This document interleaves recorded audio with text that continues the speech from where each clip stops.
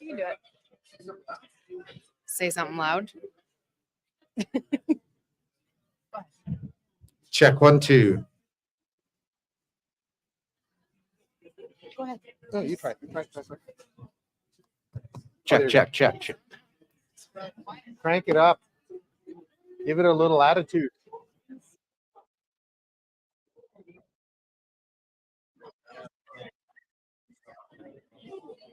Check. Here, you can use this one if it's a little louder. Check. Okay. Crank it up, Nope. Colonel.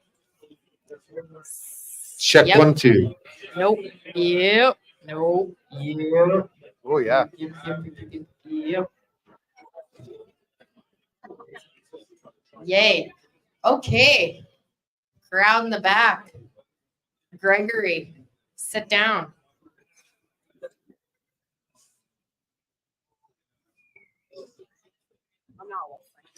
The last one standing is picking up the tab at the bar. 5, 4, It's going to be Greg. It's gonna be 3, Greg.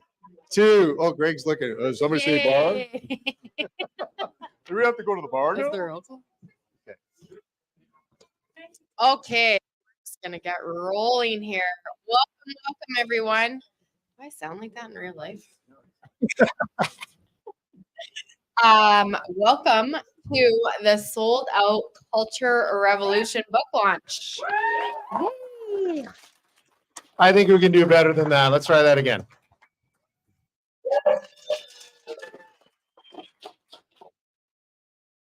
My name's Miranda. I'm going to be co-hosting tonight with Bruno. I am the president of the Adam and Caitlin fan club. And Bruno? I'm just the chauffeur. So, you know what? Before we get started, I want to give a little shout out to all the people that make this happen. We're going to, give a good round of applause for the authors. Why don't you guys stand up right away? Here we go.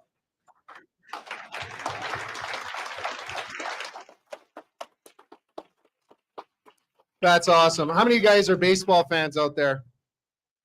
Not too many. Okay. There was a guy, Lenny Dykstra, who's a little crazy. And he said, I don't read books, I write them. So you're in that company, okay? So we don't read them, we write them. And the other thing is, we have team, everybody stand up for Team ENTA and Team YYC. All right. We have a couple back there too. And also, I'd like to point out that we have our incredible producer. We call him the Colonel.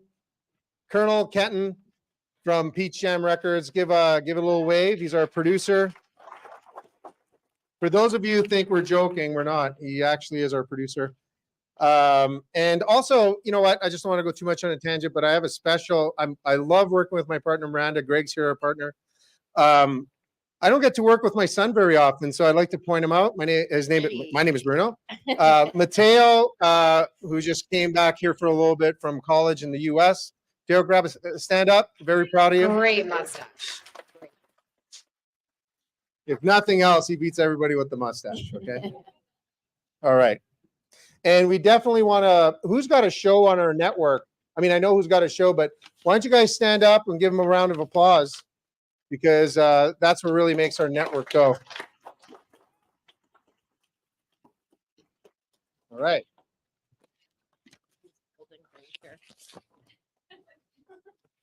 Who wrote this? I want to get this right. So first off, we're going to introduce our two panel moderators, Adam Colazetti and Caitlin Bullock. Adam is a recovering way to start. And a recovering aerospace engineer turned business culture expert and one of the authors of this book. He is a co-founder of ENTA Solutions, which powered the collab of this book. ENTA animates culture, team building, process improvement, and video storytelling. In fact, YYC Business hires ENTA exclusively for all of our video production. All right. I changed this up a little bit because I got to introduce Caitlin. Not that I don't love Adam, but I'm a little fearful because he's a prize fighter. But I'm Italian. Don't worry. We got all corners covered here. So my good friend Caitlin has more nicknames then I don't know who else. And those of us who remember the OJ, he passed away. The favorite house guest, remember him? Do you guys remember the favorite house guest? Kato Caitlin. So that's one of Caitlin's nicknames. She's the hardest working Smurf in the biz. Okay. And she also is a recovering engineer. She grew up in the construction and quality world and fell in love with management systems. She co-founded Enta Solutions with this guy over here. Okay. I think she carries all the hair. And here she is. She's going to tell the story of how this whole idea came about. One of my favorite people in the whole world, Kato Caitlin.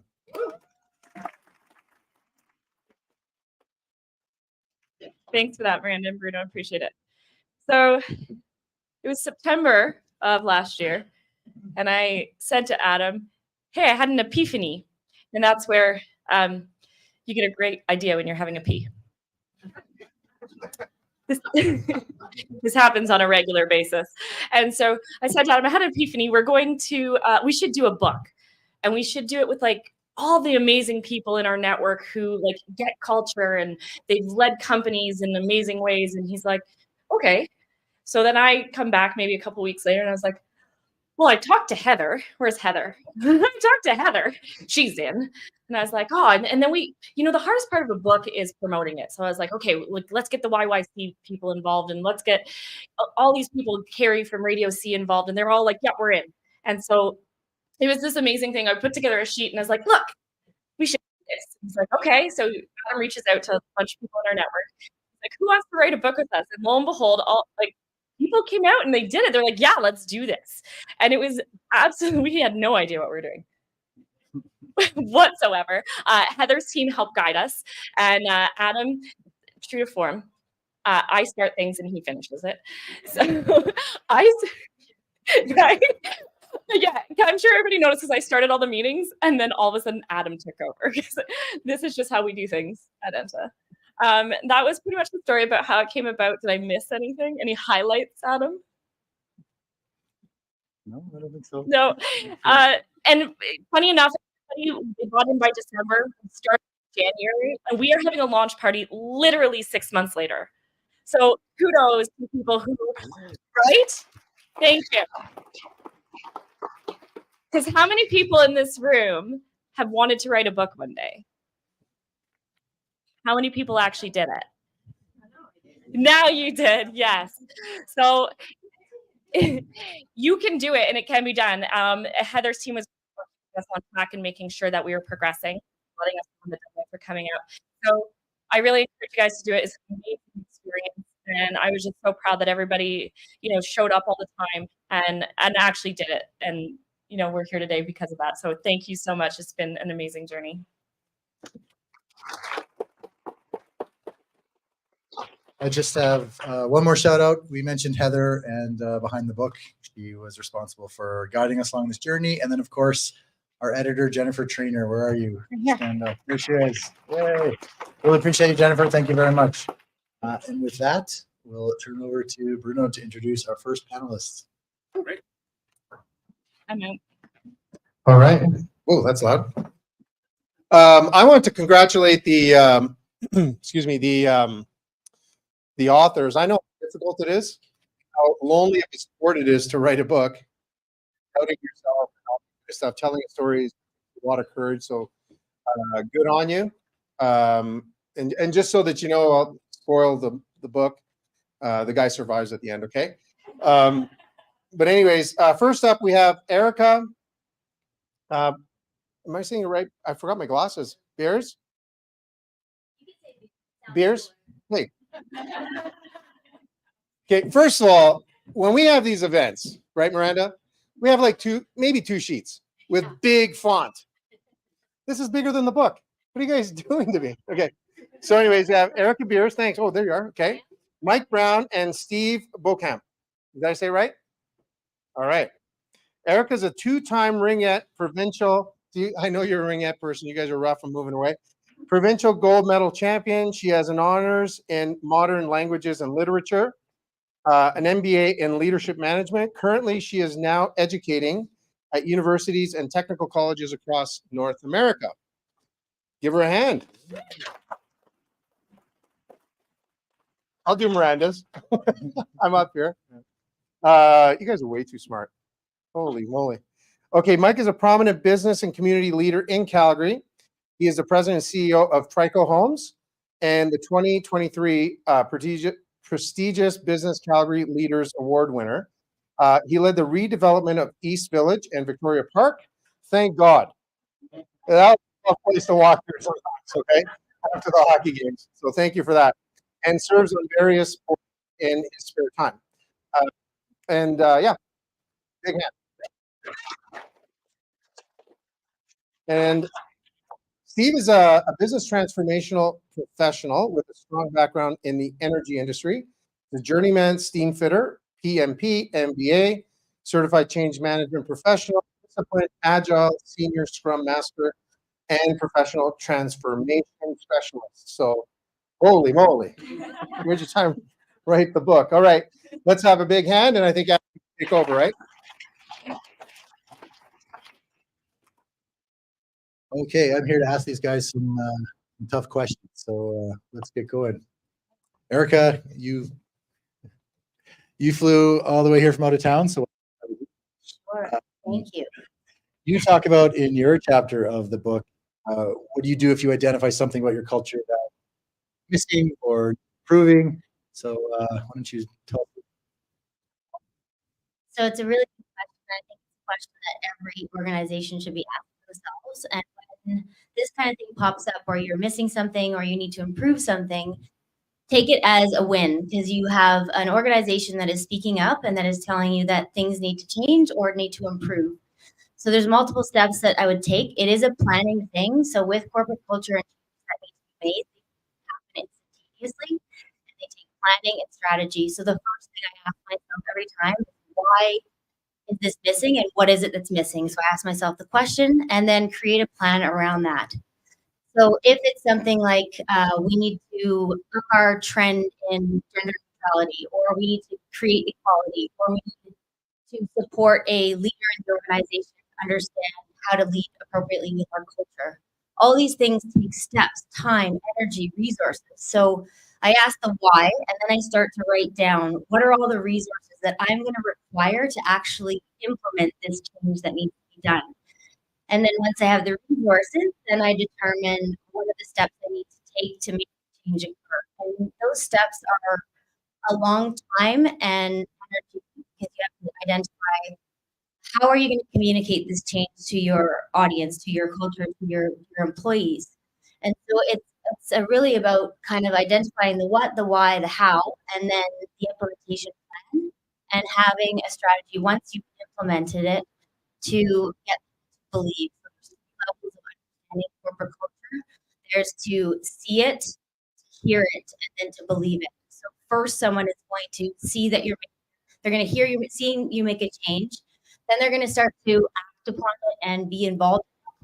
But until they actually believe that this change needs to be done and has to be part of your organization, it's really challenging to get them to on board and to commit to it. So it's a lot.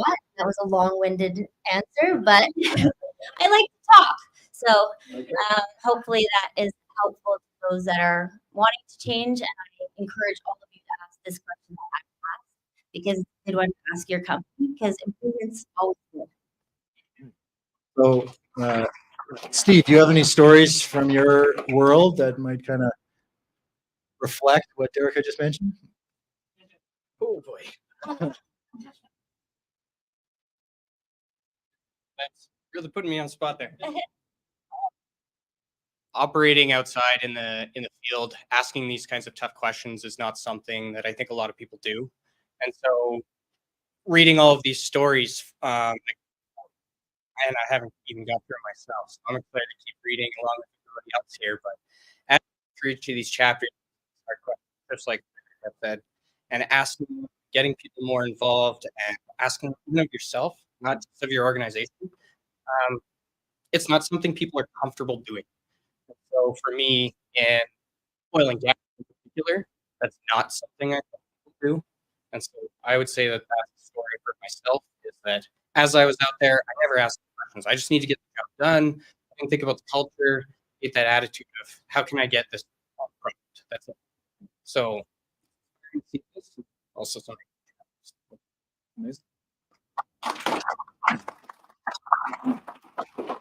Hey, Mike, Trico Homes has been around for a while. It's evolved, it's grown, it's changed. You got any stories from your time there that are relevant to this? Well, I think we're talking is the importance of authenticity.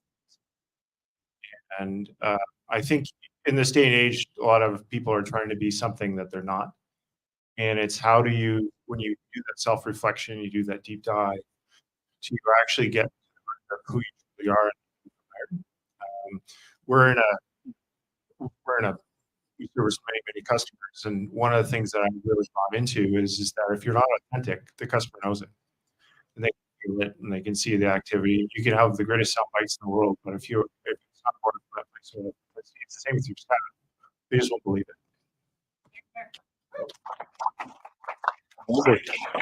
Okay, we're going to go back to Steve here to put him on the spot. He didn't sweat enough.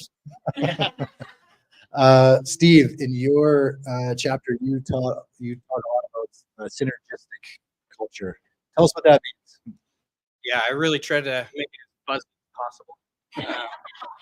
I think you succeeded. It's pretty good. Yeah, no, so a lot of time educating, and it really comes through in my chapter, and that was something I was trying to overcome to make it not so you're reading this and it has no personality.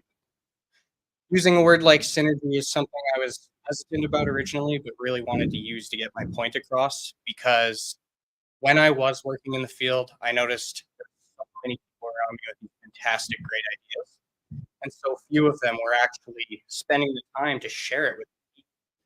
And so I talk about that in the chapter, and I talk about 3 principles. One just being psychological safety. Anybody that's worked on the field or in construction, sometimes even still in the office, they know they're not comfortable. That's something that I wasn't too terrified by once I got to know my project managers, and it really helped me to excel. And I saw the opportunities that it put in front of me. And then the next one was knowledge management. A lot of people keep everything way too close to the chest. So even though they're presenting, okay, I need to get this done, I need to come together and create this new environment or accomplish something new, they don't share with anybody. So you're not armed with the knowledge and tools to do it. And then lastly, employee empowerment. Was another thing that I just brought from the field. People are, I need to get this job done, I'll just do it myself. But nobody ever spends the time to basically share that knowledge. And it's something that you see in the trades right now. There's a lot of people that have all these skills and they're not transferring to younger generations, including myself. And then as you move to corporate culture, it's the same thing. You're just not sharing this knowledge or giving people the opportunities to grow. That's making it very difficult as we ask more and more of these groups for all of these new theories to come out, agile management, where you need to operate with large teams at a very quick pace. So that's why I threw all these crazy fancy buzzwords like synergy into there, is to open it up and show people that if you can bring these 3 pieces of synergy or these 3 items together, you can create more people come together, they can accomplish things faster, better, and so on. Thanks, Steve. So, Mike, question for you. As a home builder, you guys have your office administration and your field staff. How do you guys keep communication strong between the 2? There's actually that's probably one of our biggest challenges that we have. You think about the mindset of a guy that works in the field versus the mindset of a salesperson. And one of the great parts of our story is that our foundation and our values are, I like to believe that they're entrenched in everything we do. But I also recognize that's a continuous evolution. Like you can't just assume it. And so we try to the best of our can to celebrate our achievements as a group, but you still get, I'll have a town hall and all the construction guys will sit together and all the sales guys will sit together. And what home building is, sounds like a very simple exercise, but given for this year, we'll deliver 700 homes. So we're more like a manufacturing business than we are a real estate business. And so the challenge we get to is how to build that sense of common purpose within the company. And I'd say that's a continuous journey. Our big challenge right now is that kind of cross connection.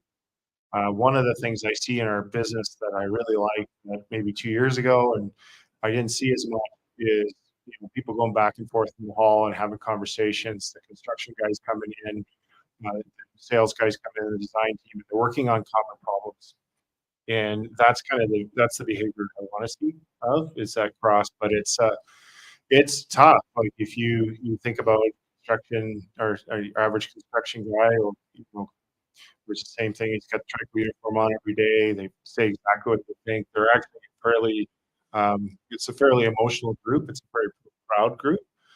And then you get the sales guys that are more into kind of let me tell you this, let me tell you that, and it's how do you develop that common language amongst the team? And that's I wouldn't say that we won, not saying battle, but for me it feels like a battle. We haven't gotten there yet, but it's something we continually work on, and I guess to answer your question, what I should have started with is just celebrate those wins. Celebrate those wins collectively. We do communities of a quarter. In the old days when I started community of a quarters, we oftentimes just recognized the sales team. Now we recognize the sales team, the construction team, the warranty team. When we do it together, we had a board report going out the next week, and they only had a picture of the sales team. And I said, no, scrap it. I want to see a picture of the entire team. So it's like continually you have to reinforce.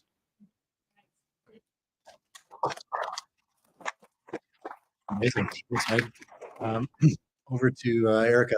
Question for you. I can tell you're a project manager. You've got a plan, right? Not always. I'm spontaneous as well. Okay. Yeah. But Steve talked a little bit about psychological safety. Yes. So I'm curious, you talked about planning for culture. Where does psychological safety play a role there? Fundamental. So let's just say in education, to give an example, you have students coming from all around the world trying to learn from different diverse cultures, different diverse mindsets, different diverse perceptions of the world and how they see it. And if they're not comfortable, I can give you an example. Last week, I had 2 students literally have panic attacks within the classroom at our school. Now, psychological safety, it sounds like a big word, but it's essentially just making people feel safe to speak up. That's all it is. It's just creating a contract. And so my plan for my students is at the beginning of every single semester, we actually create a psychological safety contract. And within that contract, we talk about their values, we talk about their norms, how they're going to speak to each other, how they're going to respect each other. And then it really does create a safe space for them to talk about things, come up with new ideas, understand each other's different perspectives, and work collaboratively from different places and spaces. So I was thinking with your concept of different mindsets, we do MBTI testing. So we test with each other so that that's a test that understands the mindset of people, and so they can understand how people work and why they think or react the way they do.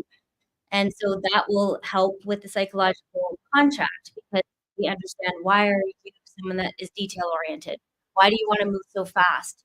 Why do you care so much about this little thing?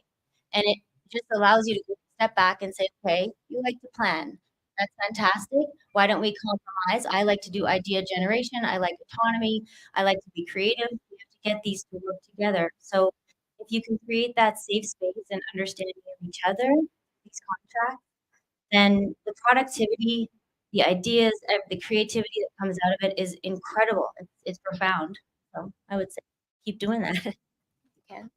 Good answer. All right, I got another tough one for Mike. Oh, good. Ready. Looking back at Trico, how would you say the culture you have at Trico, how has it been a driver for your business success? Well, we have a saying that we use, and it's one thing it's interesting, the things that stick with people in the corporate world. And just to give a sense of, we have 160 people in Trico, another 160 in our Trico communities. And our saying is doing well by doing good. And that is really stuck. It was born out of our founder, Wayne Chu, way back many years ago. I told the story, I'll be quick. He was sitting there on the table, we all didn't finish university, and everyone's talking about how much money we're going to make. And Wayne, he says, I'm going to make a difference. And all of his friends in university looked at him like he had horns growing out of his head. It's like, why don't you just want to make money? And that became the foundation of the company. And in the last 4 or 5 years, we really kind of honed, we'll do well, but it'll be because we're doing good things. And that really sticks. And that's something that from our business plan, it's something we talk about. It would use it. The team knows it. I don't know if they know what Triton stands for as well, but they know doing well by doing good. And that's how you keep it. I love that. I love how that language, it's like an inside joke. Right? It's not a joke, but it's a common language or mantra. Well, and it's whatever, simple right? too. Yeah. Like if I'd add, that's the nice thing. It's catchy. It's simple. People could flip it up and say doing good by doing well. It doesn't matter. It's a scenario. We understand what we're doing. Help with that collaboration, creates a vision and a path. I was just saying that statement alone would support his initiative to try and create a vision for that organization. Because if you're saying something and believing something and doing it all together the same way, then it can support that initiative. So that's all. I love that. Caitlin and I have a test for these types of things. Like, if you phoned your employee up at 3 a.m. and they were like, "What? What?" and you were like, "Quick, tell me the mantra." Could they do it? Right? What's the your vision? mantra? What's us? Your What's our mantra? Animating business culture. mantra? I know that probably. So Steve, working in the field, have you come across this type of thing where language is a uniting thing? Language, maybe? Yeah, that's where my head went right to is I think moving beyond language is actually what's bringing people together there. If you can get them to speak a common language, then yes, it's going to help with the coming together and creating that environment that everybody wishes to be within. But at the same time, we don't speak the same languages. We don't even speak the same languages desk to desk most of the time, let alone between the field and the office, just like we could saying. So I'd say the best thing for your field staff is to know that there is support or there's awareness from each other. There's consideration for each other. So it might be more than the language, it might be more the actions, which is exactly what Mike was saying. Right. Good. Thank you all very much. How about a hand for our first panel? Okay. They'll be out in the crowd. Hit them up for an autograph if you've got a copy of the book. Thank you very much, man. And lady.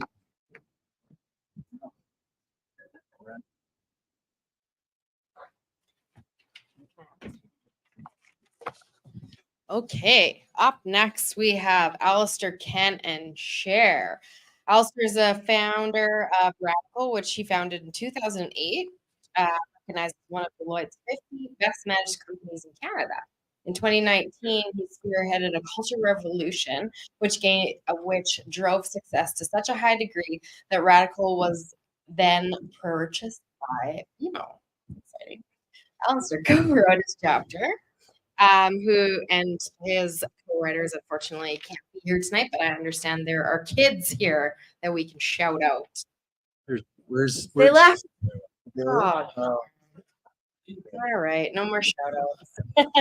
Ken co-created the Forum Theater for Business Workshop series, co-authored the book I Need to Effing Talk to You, The Art of Navigating Difficult Workplace Conversations, and the co-host of the I Need to Effing Talk to You podcast. It's also a Lego serious play facilitator. And Cher is the founder and managing director of Humming Bee, an art and leadership consulting company. She has a Rotman Executive Coach certification from U of T and an MA from Royal Roads University in Victoria. Her focus is on reducing workplace conflict and leadership. Welcome. all right, you guys are all the way over here when it comes beside you. Sure, part of the team. All right. Right? Yeah, I feel like we should have a drink there. Okay, I'm going to start with Alistair. Great. All right. This is the tough one. So actually, similar question to what we talked about with the last one, but when you look back at Radical, how has culture been part of your business success? culture was the business success. It wasn't a part of it. It was the foundation for that success. Um, and I think what that culture did, it took a long time to put in place, is it gave people a reason to show up each morning. We had people who didn't like the culture and they decided to leave, which was great, helped them on their way. But more importantly, we had people who wanted to be part of that culture. They wanted to come to work for us because of what it was we were trying to achieve, and they wanted to invest their time and effort into that. And culture is the backbone of our success. That's simple. I love that. There you go. Stand for that. It's a great mantra. Right? Cher, in your experience in the HR world, if you read Cher's chapter, you got all these great stories and things in there. She actually swears in her chapter. cussing, sorry. Cher, in your world from the HR experience, where do you see culture driving business? Like I'll talk about. It's recruiting right in the beginning, all the way through to what happens when you say goodbye. And all the things in between. So there's no starting place and no stopping place. As soon as you engage with someone, you're creating culture. That's part of, if you're respectful, if you're a dick, if you're whatever your brand is. Don't be a dick. That's the. It's the thread of your organization. And I love how so this is a culture. This is what we do. We make jokes. We make jokes. And people have to tolerate a little bit of interesting language and a little bit of whatever. So if they're sensitive HR people, they're probably not going to fit with us too well. And so you have a culture that's who you are, and that's who your clients become. And everything feeds from each other. That's your personality. So Ken, you have the I need to effing talk to you podcast. Yeah. Tell us, I need to fucking talk to you. It's got a cultural. Yeah. Well, the podcast named after the first book my colleague Russell and I wrote, and we wrote the book growing out of the workshops that we were doing, which in the workshop series is called the Forum Theater for Business Workshops. My first career was I spent 25 years in theater as a theater director and playwright. And so we bring in live actors to play the employee that you need to have that conversation with. So it's like role play, but role play on steroids. Because, if you and I are role playing, then, we work together and, I know that I'm going to have to go next. So I'm not going to make it too hard on you, unless I'm a dick, and then I probably will make it too hard. But either way, it's not really realistic, right? So our actor is trained to make it realistic, and the actor is trained not to make it easy for you, and the actor is trained to keep presenting newer and newer for you. As you solve one problem, another one pops up, kind of like whack-a-mole, which is kind of the way a conversation works in real life. So instead of it being role play, it's actually as close to real life as you can get. But then the pandemic hit. So you can imagine how challenging it is to do that kind of workshop in the middle of the pandemic. We were able to move some of that online, but of course, everyone was trying to keep things together. So Russell and I decided to do the wisest thing possible. We wrote a book. And as we're sitting down doing the book, we realized, like really early on in the book, we realized that a lot of what we're teaching is early proactive movement. Because if you don't, then you end up getting to the place where, as a leader, change isn't happening, people are misbehaving, or they're not measuring up to the performance. You're not having that conversation. So you get to the point where you're just ready to just say to the person, I need to have a big talk to you. And that's no way to lead. Worst way to start a conversation. So our program is all about getting you out in front of that, getting you to have the conversation when the problem is this big, not when the problem is this big. And so we brought that forward into our book here because we realized that a lot of the conversation that a lot of the scenarios that our clients were coming to us with were really had at their root culture problems, where someone was not either not just not matching the culture, but they were either unwillingly or willingly transgressing that culture. The gentleman who wrote the foreword, his name is Chris McGough, a friend of mine. And in his book, in our books, right, in the foreword, he says that culture can really be defined as the line that divides behaviors we tolerate from behaviors we don't. So for Russell and I, a lot of the way that culture needs to be shaped is having that conversation about this is something we tolerate or something we don't tolerate, or this is something we encourage. It could be accountability. It could be transparency. It could be respectful behavior. It could be going on and talking too much when it's your part of the panel. So I think I'll just leave it at that.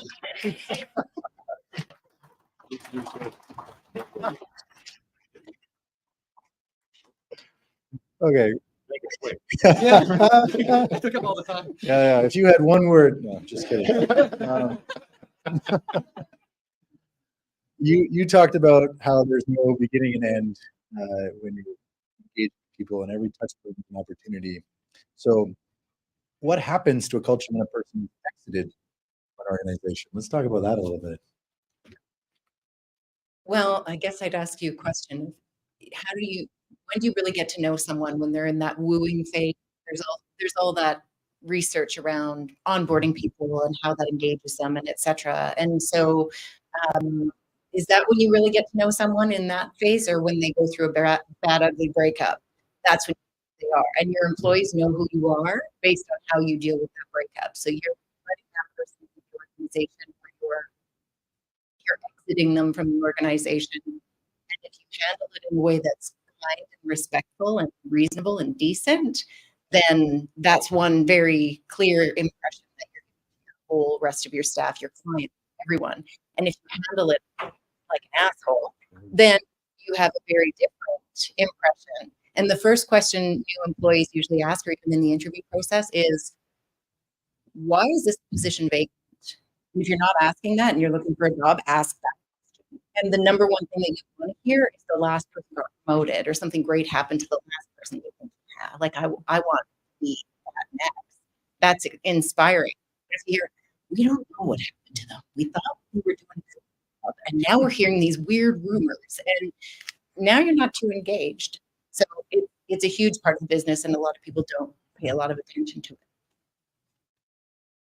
it. Sure.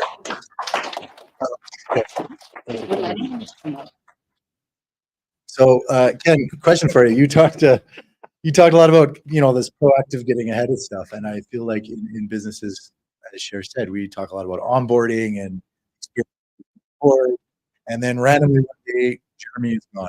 Nobody knows what happened. Oh yeah, he got laid off, right? So, but in your travels, how do we have that conversation about what happens when people exit? How do we tell people that are still there what happened or what didn't happen? How do we get ahead of the rumor mill? Really with the truth, right? Because the truth will out one way or the other, right? And if the truth, if you end up saying A, and then everybody in the organization starts whispering amongst one another that what really happened, then really suddenly the integrity of the organization, the integrity of the leader, is called into question. So it's with the truth that is probably the best way to get ahead of that. And I'm going to put a little asterisk beside that sentence and say that there are often legal reasons why you can't share what may have happened. There may be ongoing litigation. There may be medical reasons and personal private reasons that need to be protected. In which case, again, you still need to be transparent and share the truth. That is, the truth is, you as a leader would be in a position to be able to say, I can't, because I need to protect this person's integrity. And as a leader of integrity, I need to respect that person's privacy in the same way that you would want me to protect you. So again, you're being in explaining what you can and can't share. And I feel that that's always a good baseline. I love that. Thanks, Ken. So, Alistair, your experience, you talked about people coming and people exiting and all that kind of stuff. How did you guys handle this at Radical? Which part? The coming or the going? Both. So the interesting piece at Radical as time went on, as the company evolved and the culture grew, is that our turnover actually declined, and we actually had very little go, had very few reasons to let people go. Right. And so part of this is creating an environment where people want to stay, where you get the right people coming in. With respect to the hiring process, and I'm going to give a shout out to Shane Wallace, because he's really the reason I'm sitting up here today. And Shane helped guide us through the process of creating a culture, and more importantly, helped us develop the process by which we hire people. And the critical thing that we did within the organization is we created 4 functional values, which is what we were looking for people. And we created 4 frictional values, or identified them, I should say. We didn't create them, we identified them. And the 4 frictional values were things we didn't want in the organization. And then through the hiring process, we had a methodology that allowed us to determine whether or not a candidate was aligned with their values or misaligned with the values, and scored them on each of those values. And so we could tell, we would hire some people that didn't align with one of the values because we knew that the juice was worth the squeeze. We knew that those individuals could be rock star performers, but we also knew we need to spend more time managing them, with them, and recognizing or managing where they would be out of alignment with values. So for us, it was very much a proactive hiring process to make sure that people who came on board believed in the big variation goal that we were going after, were aligned with the values within the organization, and ultimately were aligned with team members. And so the team members had a big say in whether they came on board. And that made it so that we didn't have to fire people. And when people chose to leave, or even if people had to be let go, it was done, as Ken was saying, with a great deal of openness where possible. But we also did our best to find a job where they would fit, especially for people who didn't align with the culture. They're not bad people. We just weren't the place to shine. We would find a place where they could shine. Well, thanks, Alistair. All right, I have a tough one for Ken here. All right, Ken. So, what happens if you don't intentionally? Well, then you're stuck with everybody else creating a culture for you. Good answer. Well, because your organization is going to have a culture no matter what you do. You're intentional about it or not. Any group of people of any size, whether it's 3 people, 5 people, 50 people, 50,000 people, is creating a culture. They're doing that either intentionally and consciously, or they're doing it unintentionally. So if they're doing it unintentionally, then they're creating it through the way that they interact with one another, they would behave with one another. And you, as an organization, are creating that through the processes, mechanisms that you put in place. Maybe you're creating a culture in which there's you have to complete 5 different forms before you can respond to a. That's a form of culture. It's a form of culture that's driven by process rather than by values or people, but it's still a form of culture. Or you're creating a culture where you are using a values-based culture, as Alistair said, and you're using values to guide your employees' behavior. And they are empowered to treat your customer, the way that you want them to be treated, and they're reinforcing that positive behavior with one another. But either way, your organization has a culture. I often hear from people in the startup world, because I've got a startup that I also work with on the side, and I often hear from people in the startup world that, we're too small to do culture. There's only like 3 of us. We don't need a culture. Well, the 3 of you are in the process of creating a culture right now. And you're either creating it by accident or you're creating it on purpose. And that's your choice. But once you hire the fourth person, the fifth person, 10th person, the 30th person, at that point it will be too late to intentionally culture because you will have already created it. I think it's important to be really intentional about it. Okay, thanks. Okay, Cher. Cher looks so scared every time I look over. And then and the engineer looks at me, I get a little. That's fair. Just give them Question for you though about this. Yeah. In your world, and you're talking about the hiring process and all that kind of thing. If you're not intentionally building that culture, what do you see when you're hiring? Like, how does it? It starts from that hiring place when you're recruiting. You don't know what you're recruiting for. And Alistair had talked about that as well, where you're going to find somebody who doesn't fit in a culture. And maybe it's because it's a crappy culture. And you've got someone who's great and they're a fantastic salesperson and they're supposed to be something really fabulous in this organization. Now they can't do the thing because that culture won't allow it and they don't have a process or they don't have the product or they don't have the whatever, or it's dishonest or it's whatever. So it works both ways where I've seen it where there's a culture that is very dysfunctional and you hire this brilliant person who could just absolutely make this company a success, but they're dishonest and it's messy. They can't do well no matter what. And then I've seen the opposite where you've got actually a pretty great culture, but they have the intention behind what they're doing and they hire someone because they're in a panic. Well, we just get a bum in the seat because our clients need somebody or we need to do whatever this job needs to be done. And now they bring in someone who's a putz. They don't fit the culture and they're horrible and they cause problems and there's the issue they might have. And now that person is absolutely damaging your reputation with your clients. They're causing problems with other people. You didn't do any reference checks. You didn't anything. It's somebody's cousin that you brought in because you did this for 5 minutes 12 years ago. We'll bring them in. They need a job. And I've seen it with lots of clients. If you're a small business, you just bring in a person, but there's no plan. So it can go really quick plan. Amazing, thank you.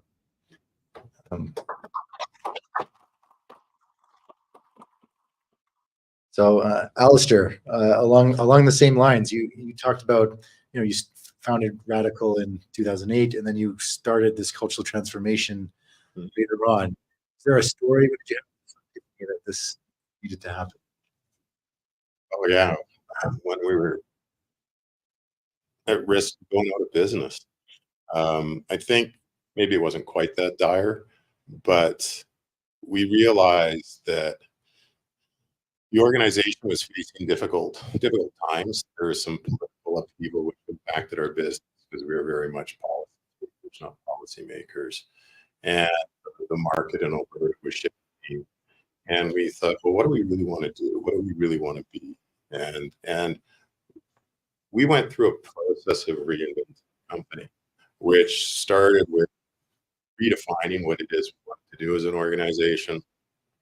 And that led us to the big, hairy, audacious goal. And then we said, okay, well, that's the goal. How we get there? And this was led by me. Don't ever ask the founder of a company to be involved in defining the company values. I mean, that's an insult to people who are working at the company. So this was all about team engagement at the senior leadership level, saying, where do you want to go, right? Where do you want to take the company? What do you want to achieve with that organization? But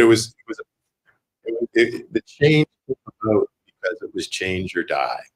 And we didn't want to die, right? And so we implemented this change. And I think this is interesting is that, and this talks about the power of culture, is we started this in 2019 and we had about 30 people. We grew 400% through COVID. We expanded into the States. We expanded into Brazil. We expanded into Australia during the pandemic. Our culture blossomed in the pandemic. And our people became more engaged, right? And much of this happened, I have to be here, much of this happened really before the pandemic hit, but it laid the foundation for that growth, that people believed in what it is we were doing. It's not easy. Even some employees go, this is absolute bullshit. Right? They thought it was crap. And then they came along around later, but wow, this is actually fantastic. And I think the most important thing about culture, the way we did it, was all of our people became better people. They became better coworkers, better mothers, better fathers, better in relationships.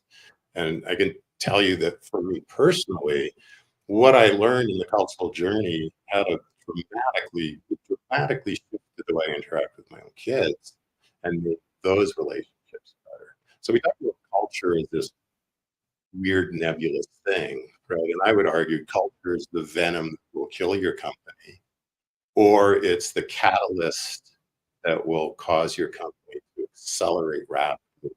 And it's the material that holds the company together. It is fibers that will hold the company together. It's very much an organic thing.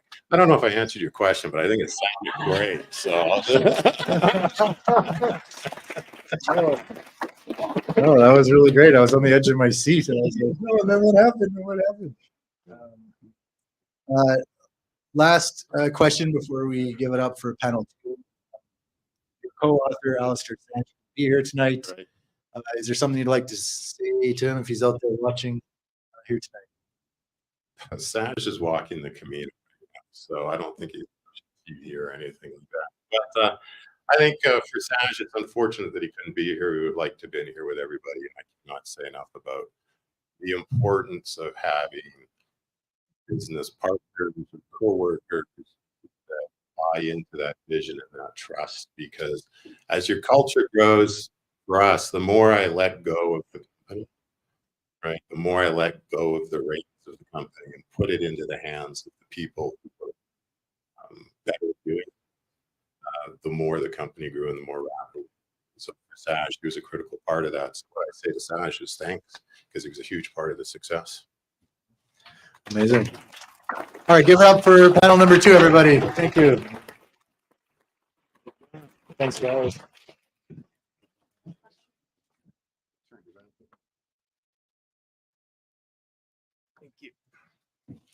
Yeah, this is pretty cool because it's kind of like, you're at the cheap seats. We have good seats, but at the Flames game or something, I'm watching it while we're doing this. It's pretty cool. Doesn't take much. Anyways, so this is okay. At least I admit it. So this event is brought to you by a few people, Enta Solutions, our company.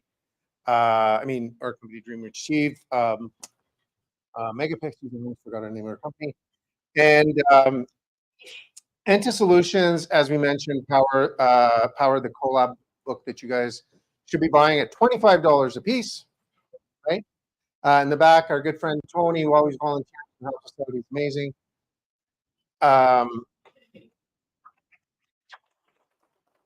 And they achieved this by animating business culture through team building, business improvement, and video storytelling. And YYC, I'm going to take a couple of seconds here. It's not in the script. Sorry, Adam. Look at Adam. He's like the engineer. That's not in the script. The bridge is going to fall. It's already falling. There's somebody that I have to give a shout out because Ken said, "Where's Ken?" They never shut up.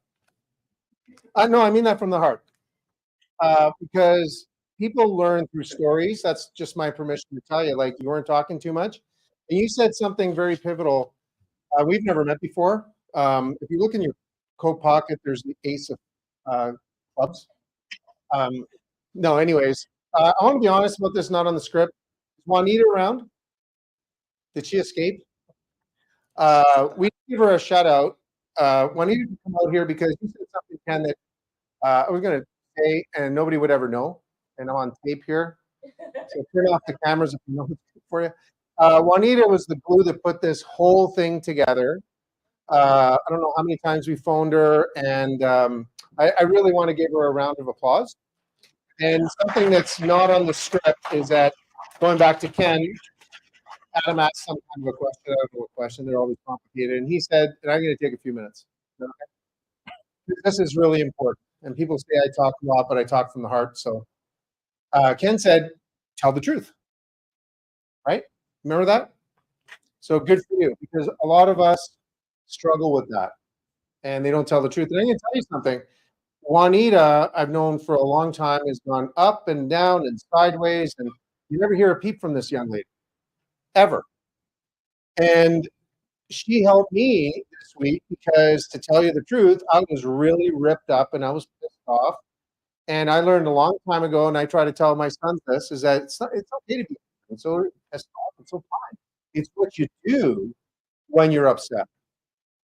And I want to thank Juanita, because without having that and being honest with, because I was supposed to say Anta's a great company, but I'm not going to say that. They're not a great company. They're an extraordinary company.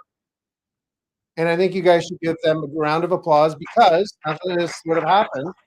And I don't know how many times I get a call at 7:04 from Caitlin and saying, Bruno, I'm sorry, I'm dropping the ball. I'm dropping the ball. I've never met anybody that works harder. And I think that's bullshit for people to feel that way when you're trying that hard. And to tell you the truth, I think I'm blessed to work with people like you. And none of this would have happened without strong people. Juanita, Caitlin, Bambino over here. Adam is unbelievable, and we get mad all the time, but it's never personal. So I just wanted to say that because you guys are talking about culture, and Alistair, I know the ups and downs. I've heard everything about you. We just never really met face to face. We have some connections. It's not easy. And don't pretend it's easy. And so I just want to thank everybody. And Miranda, you're gonna, if you guys want to know about culture, you talk to Miranda too, right? She has to put up with my bullshit. So, anyways, that's what I had to say there. Round of applause. There you go. Good job. So before we take a quick break, I just wanted to shout out our other partner here tonight, Dream Reach Achieve. And I think Caitlin's going to say a few things, but Etta and Dream Reach Achieve have teamed up to offer some courses on defining and influencing culture, process mapping, and root cause analysis. So Caitlin's going to jump up here and talk about an ultimate team challenge, and then we're going to take a quick break. Thanks, Miranda. So some of you might have seen there's like this box at the back beside the book. So true to form, I had another epiphany. Actually, this is an intubation day. So at Enta, we do something once a quarter where we give everybody the day off to just create. And whether they need to paint a wall in their house or build a garden or do whatever, they just have to create, get into that creative space, because it really brings people back and reignites passion.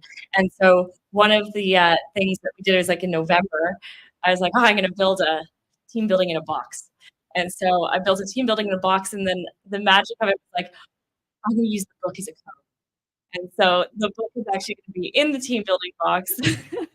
And it's like the reverse of an escape room. Instead of breaking out of the room, you got to break into the lockbox.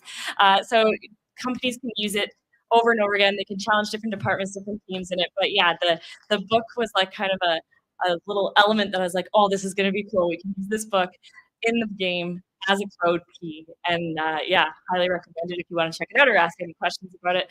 It is at the back. It's pre-sale because I have literally all of the material that I ordered off of Alibaba like piled to the roof of my office. I can't even get to my desk. So I'm going to be working with the team to build them and put them together, and they should be ready in like a couple of weeks to go. So if that's something that interests you guys, just ask questions or you can get them at the back. So appreciate it. And we are going to take a break, but Bruno has a few things to say. What's written down here? The engineer put it down. So, yeah, we're going to take a 30-minute break. Please buy the book out there. I did want to say something. That's $25, right? I got that right? $25? Is that American? No, because on Amazon it's American, so it's like $43,000 Canadian. I just wanted to mention something. It's called the Power Network Group. It's part of YYC, Calgary Business. I don't know why Miranda ran away and left me up here, but no, I'm just joking. It's all good. I want to point something out, even though it's called a network group. Some people who are business owners here, okay? You kind of get, we call it, you really feel the speedo tightening up when you have to go shake hands and kiss babies and that pressure. Please, please, please take a deep breath. Even though it's called the Power Network Group, this is really just meet somebody. And I'm going to prove something to you, okay? Absolutely none of this would have happened. I gave Edna a lot of kudos and they deserve it. None of this would have happened if I hadn't just gone to a place I didn't want to go one night. It wasn't a bar or anything like that, but it was an event. And believe it or not, I'm not that extroverted in real life. And I was kind of had to go to this place, and that's how I met. My partner Greg. Greg, put up your hand because nothing happens without you. Just take a deep breath and meet a few people. And otherwise, I would have never met Miranda. And it's true, right? And if I had never met Miranda and Greg and all that kind of stuff, it was kind of like, hey, you know what? This conversation, I'm like, ooh, she's really good at this. I need to talk to her about something. There would be no YYC. There would be, I don't know if there'd be a book. I don't know. Like, I mean, Taking credit for the book now? no, no, but I'm just By the saying, end of like, the I night, don't I know if wrote a chapter 2, I think. yeah, I just think that it all starts, and Greg reminds me all the time, everything starts with hello. Go out there and say hello, and we would have never have met, and it was just a casual conversation, and next thing you know, we're business partners, and I drive her crazy, and she's got to dye her hair because, oh, great, because I drive her crazy. Oh. Right? No, I'm just joking. But start with hello, right? Yep. Let's break. Yes. Here's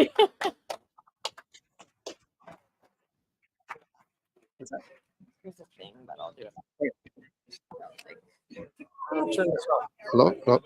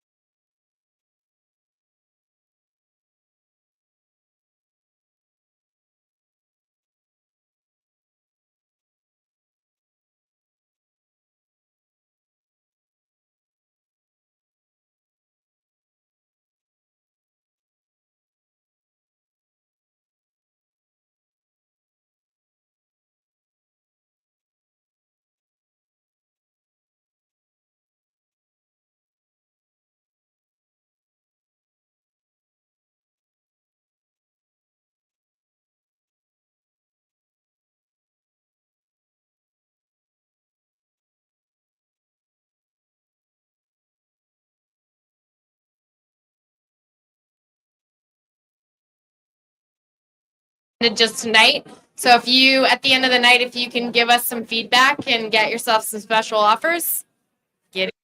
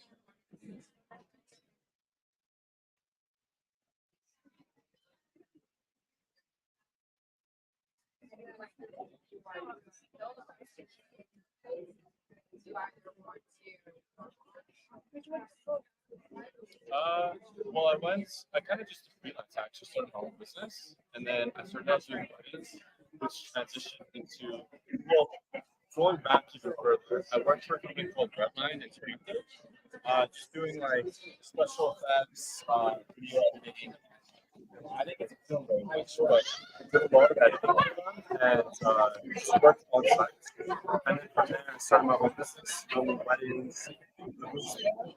Kind of transitioned to doing like big events, and fashion shows, live events, and just like all sorts of projects for like different businesses.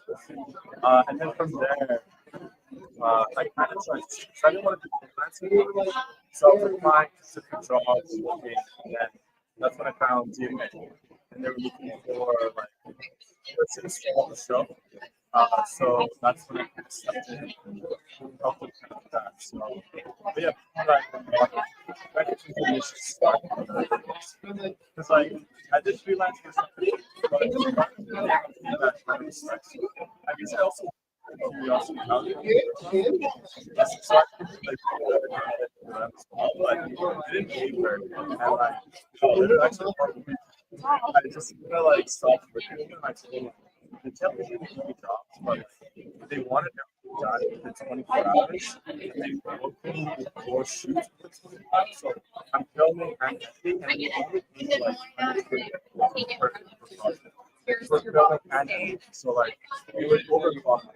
I think it's just kind of a lot of people to start out. So it started right, but that's Good. I got it. I think I can fix it. Okay.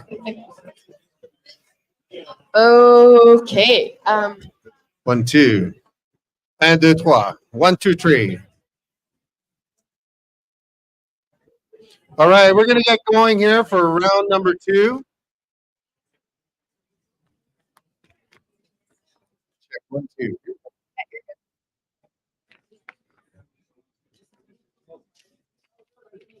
All right, so we're back. And just before we get to the next panel, I have one of my favorite people, Caitlin, and you're going to make a little announcement. Yeah, so during the break, Mr. Chris, yeah, right there he is. Hi, Chris. Chris is one of the founders of ePlatform, and they have helped us automate some of this. So for those of you who registered through the RSVP link, you would have got a feedback form. And if you fill that out, and there's a whole bunch of partner amazing offers that are exclusive only to people who are here. If any of them interest you, you can click them and get access to those offers. But please fill out the feedback form. Let us know how we can improve. But I want to say a big shout out to ePlatform for helping us automate some of this, because these events are a thing. Yes, thank you, Chris. So his software platform really helps with marketing and follow up and sales bots, and actually Bruno has his own robot now. Don't you? Yeah, I do. And he named it after Juanita. That's right. Domo aligato, Mr. Roboto. All right, go to round 2. Yep. So, who's having a little bit of fun? Okay, who bought a book? Okay, now I'm being really serious. That do you guys go around and get it signed by the authors? Make sure Adam's gone. Yeah, make sure that you get the authors to sign it. Okay, it's going to go up in value. Look at the Mickey Mantle cards. Okay. So next up, we have Russell Stratton, Cheryl Crum, who just gave me a hug. You know, it doesn't get better than that, guys. And Judith Gray. Okay, so come on up. So Russell is Ken Cameron's partner in crime. He co-created the Forum Theater for Business Workshop series, co-authored the book, I Need to, Maron, I can't say this, talk to you.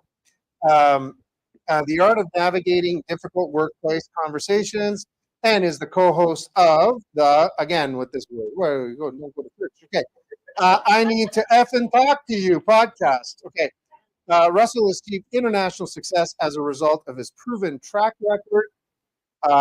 He leads the league in cuss words over the past 30 years in HR and operations. Give it up for Senor Rosell. Next, we have Cheryl, who's a business owner, trainer, and coach who challenges conventional thinking and coaches leaders to realize the power comes from within. She once decided to make the courageous theme of her year, rappelling down a 70-foot cliff and saying happy birthday in front of 1,000 people by herself. Wow. Now she's published her very own chapter in this book.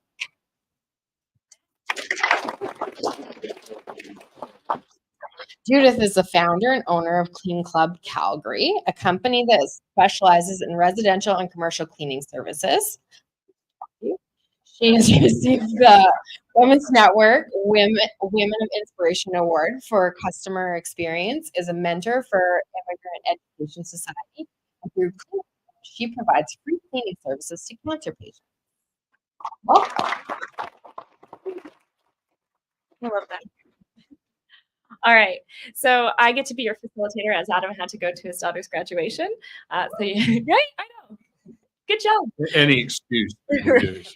I know. So, Russell, I'm going to start with you since you have the mic. Yep. All right, you're in the hot seat. I've got to work with you guys, which has been amazing. In fact, we did that for Judith's team, and it was incredible having the actors come in and all the fun that we had, right? Passing the clap. Yep. You may need to slightly explain that to people because they're looking a little bit worried of what we meant by that. It's a ton of fun, and you gotta find out by working with these guys. So, tell me, in your opinion, what's one of the best ways you can influence culture in a workplace? Well, actually, what I might just have my answer is, well, as Ken said earlier, but perhaps not. I'm going to build on what Ken said. So perhaps how we could influence culture as a leader, I would say there's probably three things. I would say the first thing is that we need to set what we want the culture to be. We need to be intentional, as our panelists have already said. I'd always agree that we can't do that by the leader setting the culture. As Alistair has said, we need to get our team involved to actually go through that process. And if we do a values-based leadership, which is something that Ken created a workshop and set a card deck on that to work with, that's how we can do it. We can get our teams to think about, well, what are the values that we actually have as an organization and how should they be displayed? What are the behaviors that we should be demonstrating and what are the things that we shouldn't be? So that's the first thing. We need to actually set out what it is and be intentional. The second thing is that as the leader, we need to actually role model that culture. So if we say that we're going to be truthful, which is another point that Kevin made, then as a leader, we need to be truthful. Because people are not stupid. Nobody in this room is stupid, and you will look around, and if somebody says X but does Y, you just completely undermine what we're setting out to do. Okay, and then the third thing is how having a sort of robust culture does involve at times having difficult conversations with people. Now, Ken's talked a little bit about our earlier book and workshop, so I won't go over that again. But we need to be brave enough to have conversations that may be difficult with our team, not just as the leader with our team, but encouraging an environment where people may have a difficult conversation with us or a difficult conversation with each other. You know, behaviors that they feel they want to challenge people on, things that they want to call people out on, and actually have that conversation. The other piece of that is we need to actually listen to what people are saying, not just wait for our opportunity to speak. And finally, we need to have a thick skin because we may hear things that we don't want to hear. So rather than just leap into, oh, you offended me when you said that, well, let's just use that as an opening for a conversation. So those would be the three things I'd say. I really like that. That resonates. Yeah, thank you. And I know this is something that we dealt with a little bit in Minto. I can call Adam out because he's not here. Adam struggles with having difficult conversations, and he said, "Well, I don't want to, I don't want to hurt anybody's feelings." And when we chatted it out and talked about it, we came to the conclusion that it's the greatest form of kindness, really, to say, "I'm willing to be uncomfortable and to, I care enough about our relationship and working together to be uncomfortable to have this conversation. I care enough." Right? Because if you didn't care, you wouldn't have the conversation. And so I really like that. It's so important. Cheryl, for you, how would you influence behaviors and culture in a workplace? How I would influence behaviors and cultures in a workplace? Well, I believe that culture begins with behavior. But behavior, I like to think of it like an iceberg. My husband was telling me, don't use that iceberg metaphor. Behavior is that top of the iceberg, what we say, what we do. But where does behavior come from? And consider that it all starts with our thoughts. And, whether they're thoughts that are negative or whether they're self-limiting, those thoughts are inextricably linked to our feelings. And it's out of our feelings that we act as we do. So I believe that the first thing that we need to influence a behavior is to influence culture is to become self-aware. That everything starts with self-awareness. How can we have a relationship with one person if we don't understand the impact that we have on them? How can we lead a team? How can we lead an enterprise?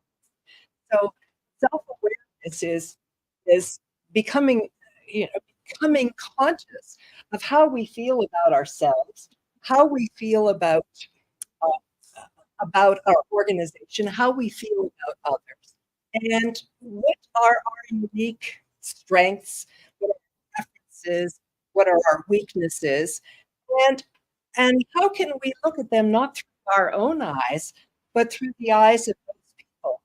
I like to use that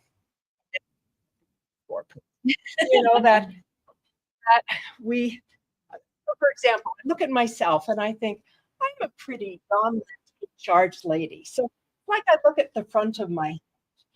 I like to make decisions. I like to be in control. I like to, I like to know what's going on, but I like to talk. But here's what I'm not seeing: the back of my head, which all of you are seeing. You're seeing somebody who micromanaging. You're seeing somebody who is interrupting, not listening. And if I'm not self-aware, I'm blind to all. So I believe that it begins with self-awareness. I love that imagery. Yeah. Same question, Judith. What do you think influence behavior in the workplace? I think just being, I think it's really important that when we're leaders, we have said before, we demonstrate to our team members what we would like company to look like. And I think it's just super, super important to stay in your truth, be authentic. And I am like Adam. I do struggle with difficult conversations, but what I have come to realize that if I'm not going to have that difficult conversation, that other team member might not grow, and they might not be that beautiful, excellent, smart teammate that you want to have on your team. So yeah, that's. Oh, that's great. Yeah, Cheryl. Cheryl's in the hot seat. Thank you. Okay, so and you talked a little bit about this, but how does a leader's internal journey like reflect back in the workplace? You talked a little bit about let's expand on that. Like some of the clients you've worked with, those internal journeys that you've had to take on. What stories and impacts have you seen? So I'm a trainer and I'm a coach, and I've been really fortunate in that I have clients all over the world. So I've worked on 4 continents, 19 countries, coaching and training and having provocative conversations, learning about them. So let me use an example. Please. So one of the clients that I've been working with since 2018, company in the UK, they're a manufacturing company. And I've been working with 8 members of their leadership team. They're senior leaders and their deputies. And I was fortunate enough to be part of the group that set the values for this organization. You know, be kind, be open, be cool. Not just cool, but be cool. Be innovative, do the right thing, and have fun. And that was a week-long adventure creating these values. So one of the things that I've discovered in working with this team of 8 individuals is they come from, even though they're all located in the UK, they come from a variety of nations. So they have different temperaments, but their challenges are remarkably similar. You know, they want to know how do I get buy-in from, how do I lead a group of individuals who used to be, my working buddies. I used to go and have a beer with them, have a pint with them, and now I'm their boss. How do I have the tough conversations that we've been talking about when performance is starting to dip? How do I have a voice that can be heard? Why is it when I say something, nobody listens, and then somebody else says the same thing, and they get all of the attention? Mansplaining. So one of the things I've discovered is my goal is to work with them to identify what their goals are. And another thing is what they're willing to let go of. Oh yeah. Like if I have an individual who is a real take charge, make it happen kind of individual, this person could be, Bill of the Hun. But what is she willing to let go of so that she can get the buy-in, so that she can get the engagement? And so those are hard questions to ask. And I think the key is making sure you ask those hard questions. Yeah, I like that. Thank you. Russell. Same question, and this is probably one that you guys deal with a lot. What internal journey is necessary, for leaders to show up and really promote a culture? Sure. Well, I'll also share an example of a client that I worked with a number of years back, and he was a CEO of a company, and they were about to do development. He wanted to introduce a whole leadership development program. Part of this was around, really sort of try and solidify some of those cultural values that they wanted in the organization. So what are the behaviors we want people to be demonstrating? And then we can actually do some way of checking whether they're doing or not. We're going to use 360. So we're going to have, people are familiar with the 360 process. So we're going to get feedback from their peers, their boss, co-workers, etc., clients as well. So he was the first person to do it. And it had some resistance because people were like, well, I'm going to get feedback from people. So he went and did this. Then he said, well, I've got the results. We're just going to have the town hall. And he got his results back from me, and we'd had the conversation about what his results told him, like the day before the town hall. So the town hall, there's a room bigger than this, at least 2, if not 3 times as many people. All of the leaders in the organization are there, top to bottom. And he said to me off stage, I'm going to talk about that 360. He said, but there were some good things I did, but there's also a few areas to develop. I don't know if I should say that because people are expecting to see me as the leader, and they're going to start to doubt me. And I said, I think it's completely the opposite. If you tell people you share what you need to develop, and you ask people for their support in helping you from that, because there's some experts in the room would be able, because there were some technical things there that he didn't know because he was fairly new, but there were people there who are experts. They'll be able to help you. So we said, well, this better go right, otherwise, you're getting fired, basically. I think he was joking, but thankfully we never found out, because he went out there and he talked about, as part of his talk around this 360, and he talked about and shared with his whole leadership team, several hundred people, things that he found in his feedback that he wasn't as good at as he'd hoped. And he finished in saying, I may need to come and talk to some of you to get help, because there's some experts in the room who like the response he got from people was phenomenal. Now, I'm sure there might be 1 or 2 people that were like, whatever, but the vast majority of people loved it. And there were 2 things that stuck with me. One is that people came up and offered, hey, if you need some help with that, I'm happy to help. And the other one is they said, you just gave everybody in this room permission to say, I'm not good at X and I need some support from my coworkers. And I think that was the key thing. He was brave enough to be, that's the buzzword, vulnerable, that allowed other people, just automatically gave them the permission. And that's what they then started to work through. So, yeah, I like it. Yeah. Vulnerability is hard. All right, Judith, same question. What internal journey, and I know you've actually gone through an internal journey, and we've talked about this because you had a different business before, like same type business, but different company, and you went through an internal journey. Do you want to share about that? Yeah, absolutely. Be vulnerable. There we go. It's okay. So my journey is 2017, I had a major business meltdown, which was personal, because I had a lot of malice in my company, a lot of gossip. I hired family and friends. Don't do that, by the way.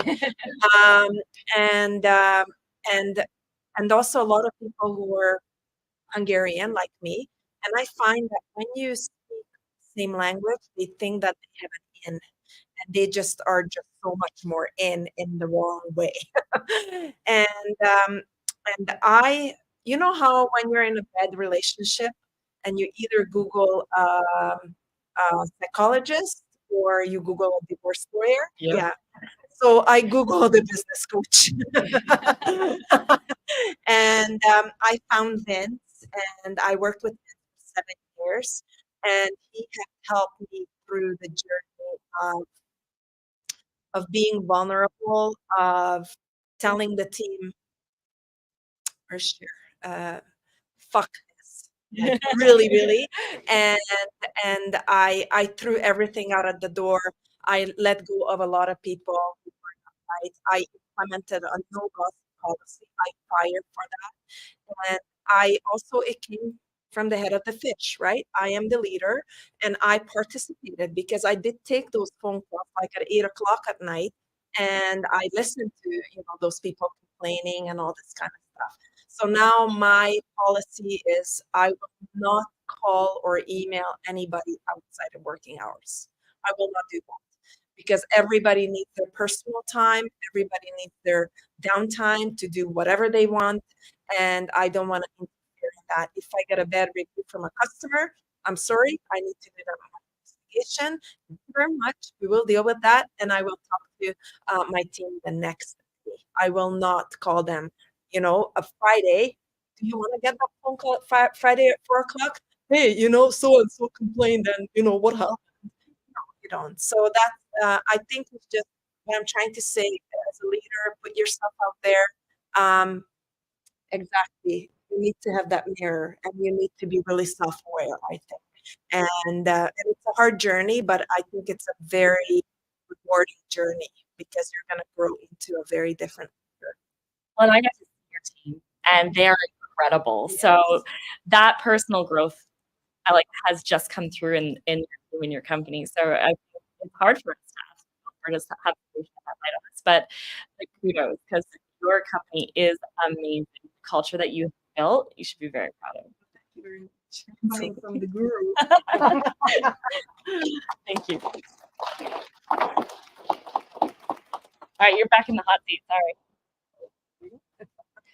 So you spoke a little bit about being Hungarian, and how has your own Hungarian culture influenced the culture?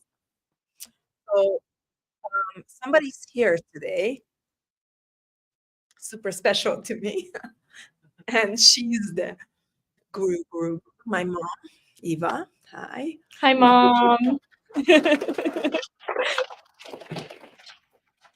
We came to Canada very interesting journey, and we were in a refugee camp.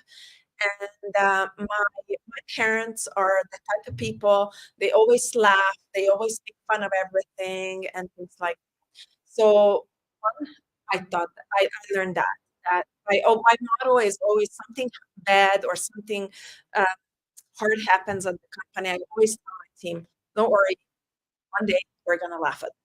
Not today, but one day we're gonna laugh at this. And hard work, they thought really, really hard work. And my mom, she's still working today, 3 days a week. She's cutting hair. She's the best one in town, by the way. And hard work. And I take that into my company for sure. Actually, hard work, we're clean. So if anybody has ever had a move out clean and you had to do that, and at the end of the day, you were like, why did I sign up for this? Why didn't I hire a professional? We do that. We do that hard work every day. And I am to this day, I will jump on the broom anytime needed because there's a customer who needs us, or maybe a team member. We took on a job that was too big, so I'll be the first one to jump on the broom. So I think just that's in my culture to demonstrate, always set an example. And I think it's important for us as leaders to set an example to our team that we can also do it. I think that's why I am somewhat respected by my team, because I do that. I work with them finally. And then also just what we brought over from our Hungarian culture is this bites me in the butt. I'm a very straight shooter. So what I learned from Vince as well is asking for help. And I hired a supervisor because I was a straight shooter. That sometimes my conversation with my team didn't go well because I'm like, oh, so I had to learn how to deal with different personalities. I hired a supervisor that off of me now, but now as we're growing, I do have a management team that I have to lead. So it's really important. And then lastly, I just want to say recently I bought a foam slapper. Okay. And I told my team that if I'm gonna take them, if I'm gonna come up with anything, because I have a shiny object syndrome. Oh, don't we all? And if I'm gonna come up with any stupid shiny object, just take that slapper and slap me. And he did slap me the other day, and I was like, "This is great! They are keeping me in line." So that's fun with it. I think that's the biggest thing. Have fun.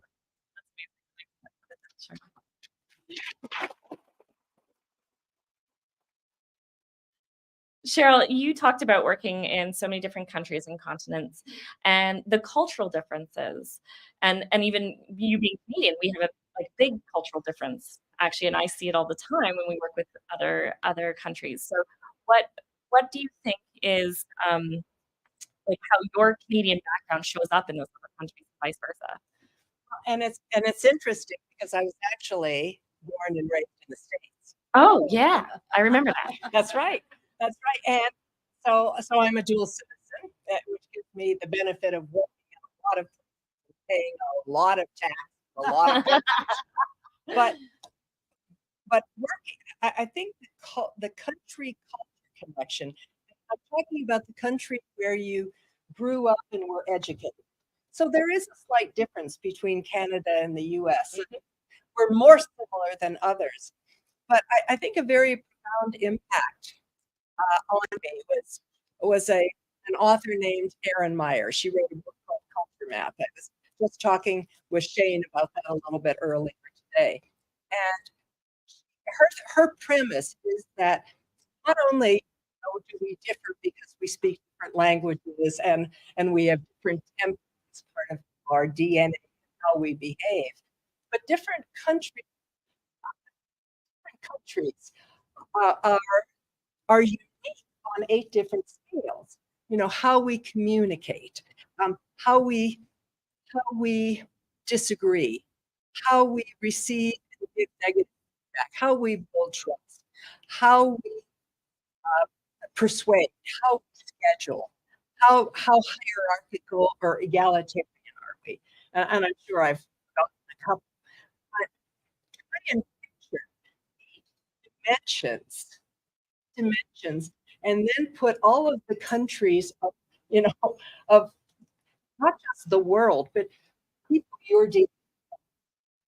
And what you're going to see is that there are different dots all over this map, which means the way that we've been effective communicating in our nation where we grew up is not necessarily effective anywhere else. So I think have helped me understand my travels and my studies of Erin Meyer's work have helped me understand where the differences are. So I was giving an example to Heather earlier I was coaching a German hiring manager whose biggest supplier was in China. The customer was in the US. His engineering team was located in Italy and in India as well as in Germany. And he had to manage it. He was incapable of it initially until we had the conversation about where everyone was placed. And so he learned to adapt talking each individual, how he would approach it. So it's fascinating. And being able to travel, I experienced as well as read about it. Awesome. So, great story. Thank you.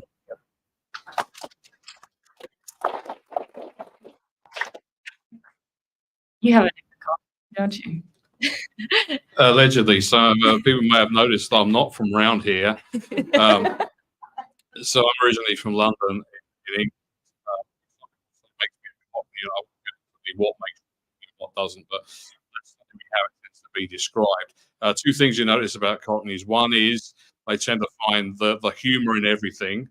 So they like taking the piss out of people and each other. And the second one is they never really show about telling people to fuck off. So that's probably where it got the book title from, a little more direct. But we talked a lot about differences in different cultures. One thing I wanted to try and attack on this about what makes us similar. We can often say as we live in and work in increasingly more diverse cultures, we can tend to focus only on, well, what's different between us and the people over here? They're different to us. And some of us say, well, why don't we focus on where the commonality is? Because there's a lot of things that make us more alike than make us different. And I'll give you an example of a company I was working with, which was a home building company, not Trico Homes. Sorry, it wasn't Trico Homes. My apologies if I wasn't working with Trico. But what they had is their motto was "We build homes for families." Now, why they had that is they had people from all over the world, completely different cultures, all different types of jobs, different education levels, different backgrounds. But one thing that unified every single person in that company, as it would unify everybody in this room, is everybody is part of a family in one way or another. Whether it's siblings, whether it's children, whether it's parents, whether it's aunts, uncles, cousins, whatever it is. And so what they said, if you're part of a family, would you want your family to live in a substandard home? Well, nobody in this room would want their family to live in a substandard home where things didn't work and they were a bit shit. They wouldn't want that. What it meant was the culture for that organisation is that everything they did with that in mind. Whether you drove a truck, whether you framed a house, whether you were a reception, whether you were a salesperson, we built homes for families. So we're going to take a little extra time. We're going to measure twice and cut once. We're going to pay attention to detail so that every home we produce is fit for a family to move into. Now, they were successful, and certainly our colleagues at Trico are successful because people wanted to move into good quality homes. They didn't need lots of callbacks with snagging problems. But the interesting thing, the commonality between a multicultural and diverse workforce was everybody was part of a family, and it's everything that they could all get behind and buy into. So, yeah, thank you. I like that.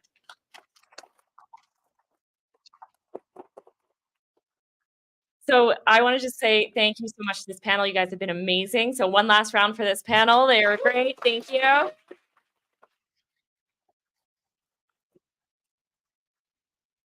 I'm going to invite Bruno and Miranda back up. So they're going to introduce this last panel. The last, definitely not the least, they're going to introduce these guys right now. Hey. There we go. Now we are going to bring up Hartley, Danny, and Allison.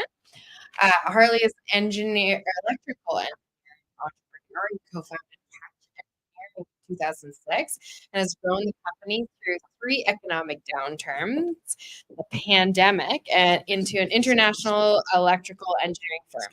His journey is to develop CAT into the most sought-after engineering firm in the world. Also, CAT is the most culturally fun and engaging firm we have ever come across. Wow.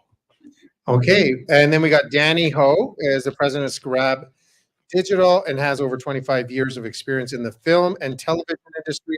Grown Scrab Digital into a respected name in digital production. Also, it was Danny and his team that designed the book cover, right? So we can please get a shout out to Danny and his team for that. So welcome aboard.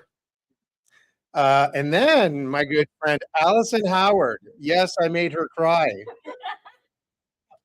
Did I make you cry? A little bit? Kind of meanie. No. I really, really enjoyed working with Allison. Sorry, for those who I haven't worked with, but amazing person. She's immersed herself in the wellness industry for most of her life, and she specializes in health and wellness promotion. And her focus is the gap between what practitioners are taught and how clients interact with healthcare businesses. As a strategic partner, she simplifies the path to success, ensuring that passion, purpose, and wellness coverage for thriving business in the industry. All that at the read to say you're an awesome person, former extremely high level athlete. The energy is totally contagious. So welcome aboard. I'd love working with you. Have fun.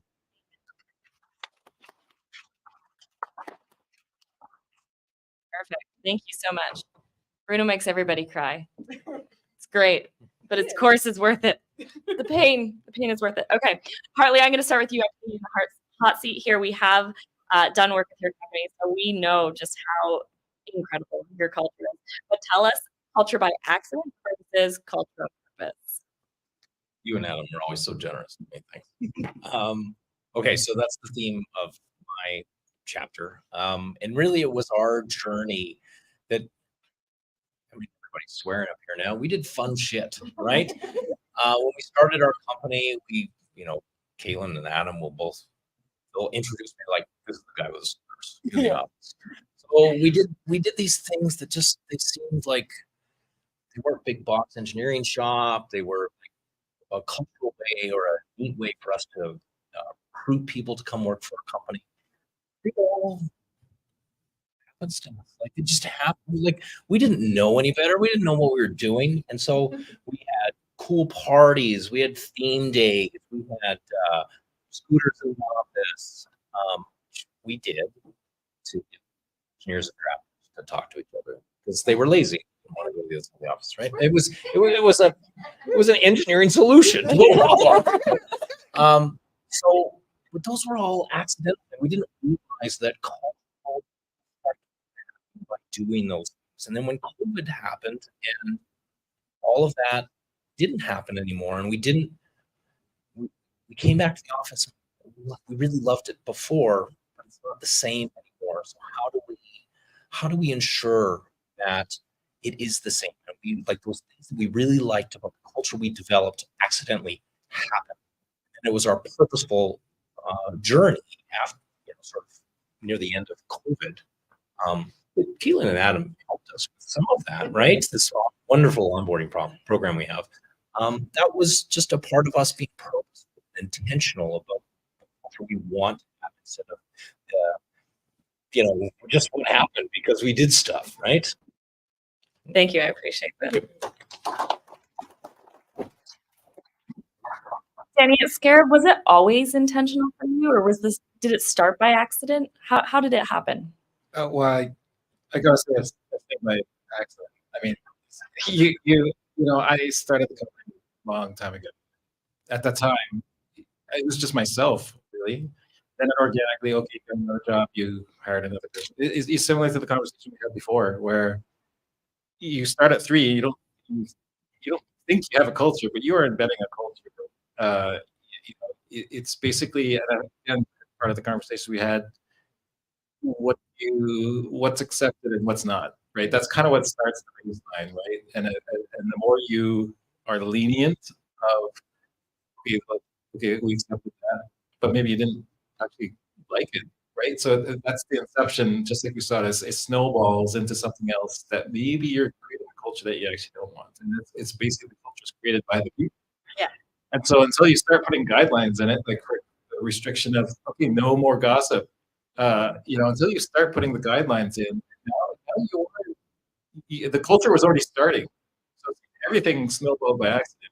It's now, okay, what is the focus of what you actually want the company to be, a representation of what you, I guess your values, right? Such as what's your vision for the company and how do you embody your values into the company and the culture, right? Is where it starts going. So now you start putting up the guidelines of what it should be, or what you hold to the core, and then you'll see a filtering out of people that don't match that. Right. So it's completely by accident, yet there's a point of tolerance, and then you got to restructure, or is this a good thing for me, or is this how I want to run the company, or the kind of culture I want to be continuing with? And if it's not what you want it to be, then you start having. I love that. Thank you. Allison, you work with a lot of wellness companies. So like, are they intentional about it, or is this something that you're constantly having to educate? Yeah. And I want to reiterate what everybody has been saying is your culture comes from your values. And whether you know it or you don't, it's going to be demonstrated. So, for instance, a lot of my wellness entrepreneurs, they're very heart-centered people, just like we all are, but like they take it to a whole other level. And with them, it's, well, I want to help people. I'm like, great, okay. Well, why do you want to help people? Well, I just want to help people. I need like 10 minutes to get down to, well, why? It's like when somebody says, oh, well, I love our family. Well, we all value our family in return. So how is that actually being demonstrated? Because my demonstration of what it means to be with my family or to put that value on versus somebody else is going to be very different. So understanding that starts shaping the culture and what you will and will not tolerate. Thank you.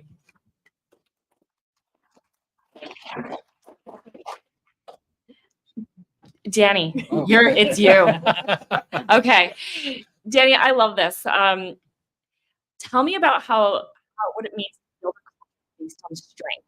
This is something that you have embedded, right, into your company. Yeah, it's not new. It's a system you can kind of look it up and apply yourselves.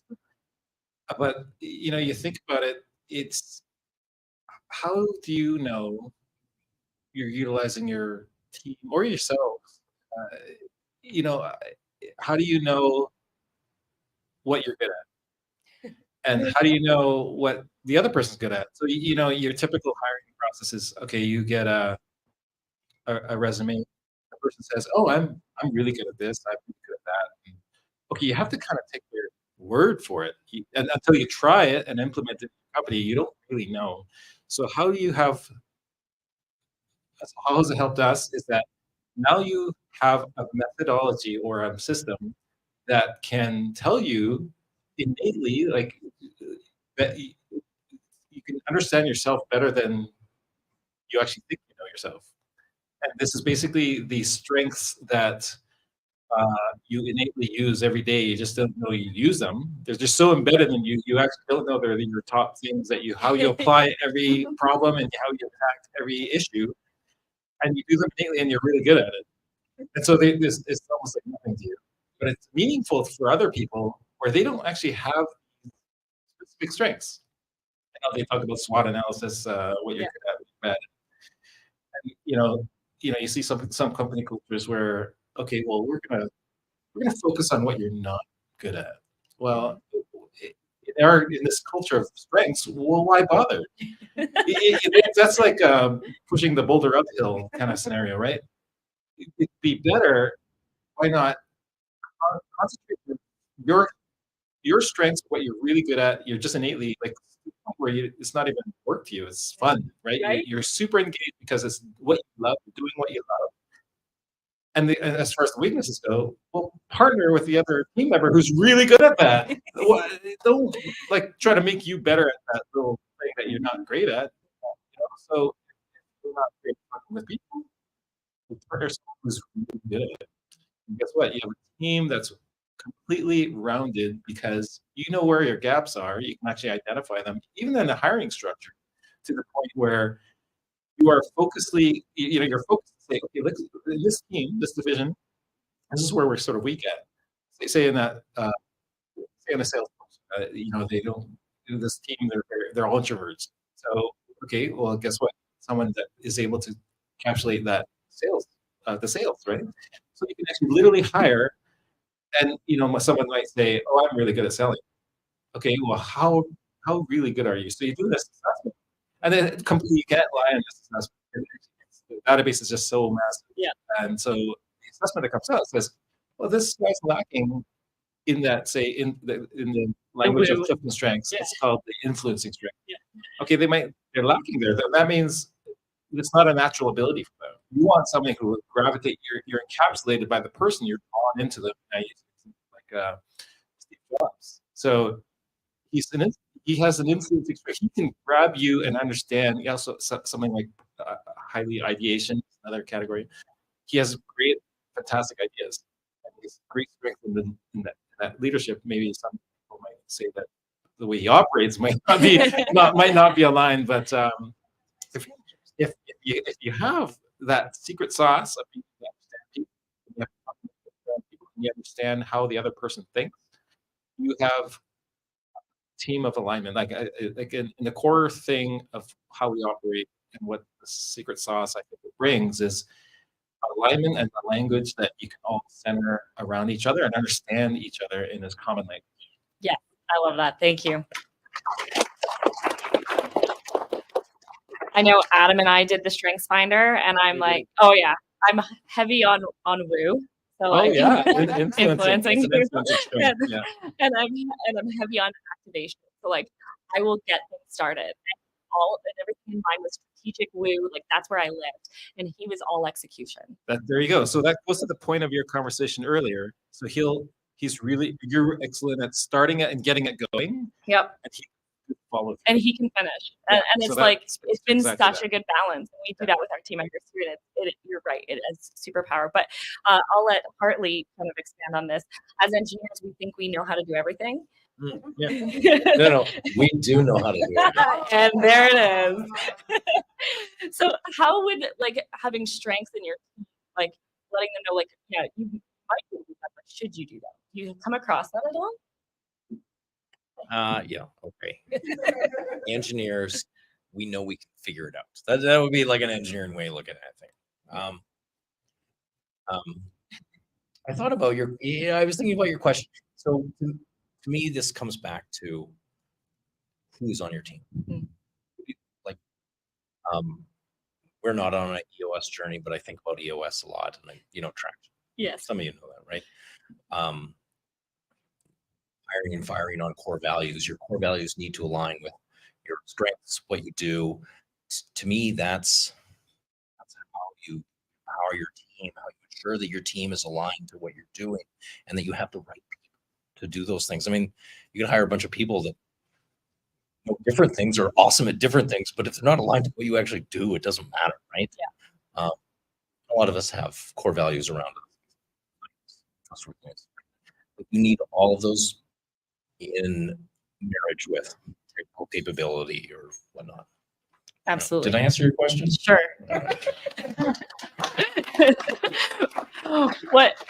Funny enough, we were working with Catch and we found out like Hartley's team has like all these superstars on them, like musical superstars, right? And they're like, they never knew this about each other. We were getting them talking. They're like, what? You can do that? I was like, they need to start a band. Like, seriously. Amazing. So again, same question to Allison. Strengths. How have strengths played into influencing culture in the clients that you work with, or even in your own business? I love what you said about hiring for strengths because I actually hire for weaknesses because I'm like, okay, this is where I'm weak. I need to find other people that's their jam, and it just feels awesome. So in the wellness industry, there's a lot of people that can't be personal trainers, or they shouldn't be, or that they're for massage therapists and energy workers and all of this. And I'm like, I don't know, it just comes naturally, and I'm like, awesome. Why? Like, let's lean into that. Why are you trying to force yourself to now also be a tech person and understand the back end of your CRM and also do all your socials and blah, blah, blah, blah. And then when you get down to it and you are in your strengths and you're going with your core values, you start being able to identify people of like, oh, I need to be with this person. Like when you and I met. Right. It was just like, hi, I have no clue. You like we're good. And that's great because there's places that you really excel at that I'm great at. And vice versa, which is a lot of fun because then you get to have your people and you're like, okay, I don't necessarily need to know the answer or even have to figure it out. I can just ask my team or my network or whatever. I'm like, hey guys, I'm struggling with XYZ, right? And they go, I can help.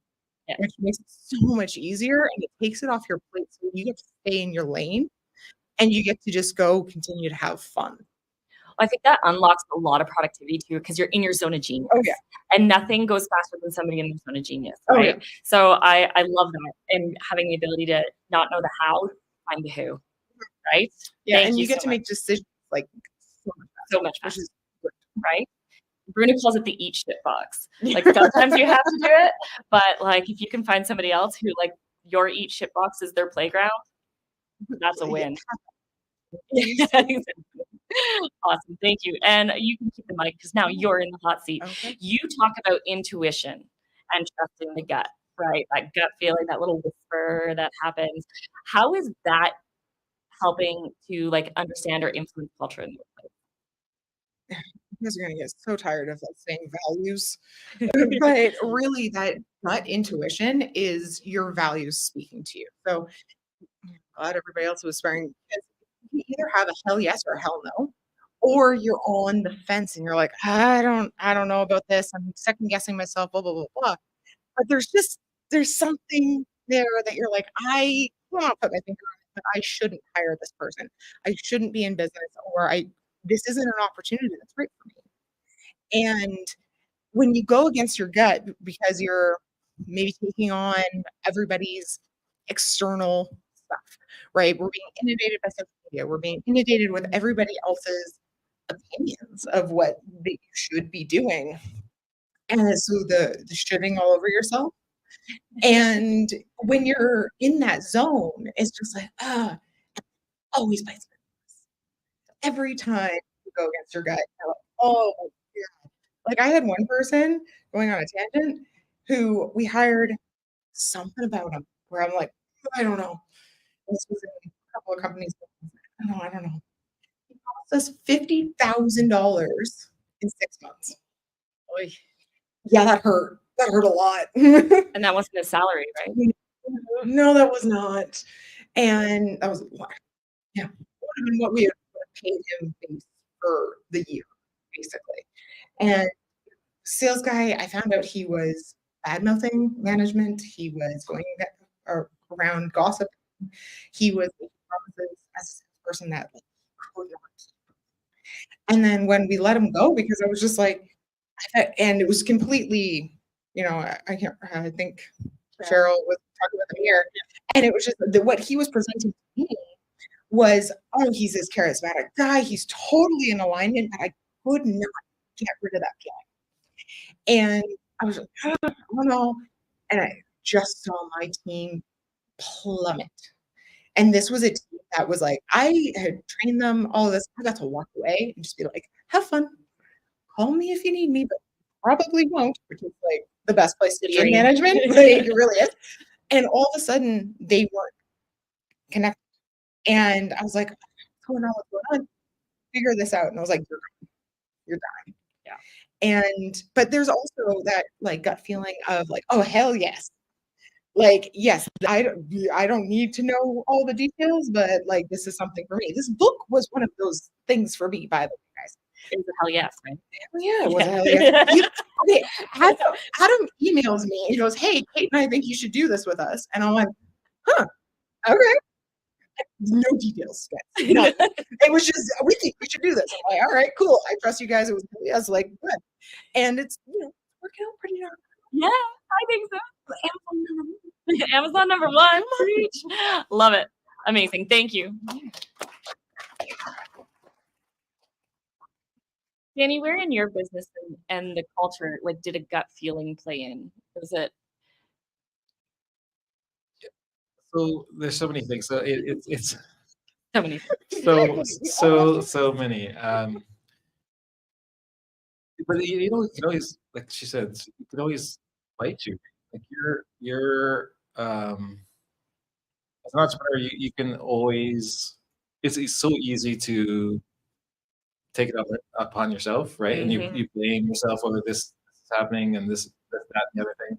I'll tell you a story. So there's a scenario. The people involved in the project, maybe.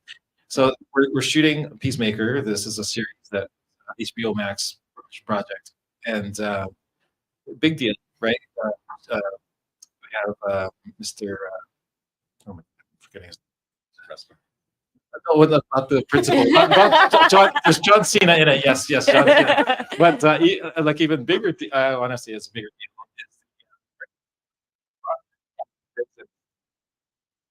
Uh, but anyway, big project. And so there's this one day, it just turns out I am under the weather. And so I wasn't operating at my optimum. I thought I had a plan to the project, and it turned out it was kind of going to crap. It was kind of falling apart. I couldn't manage the project appropriately as efficiently as I wanted to.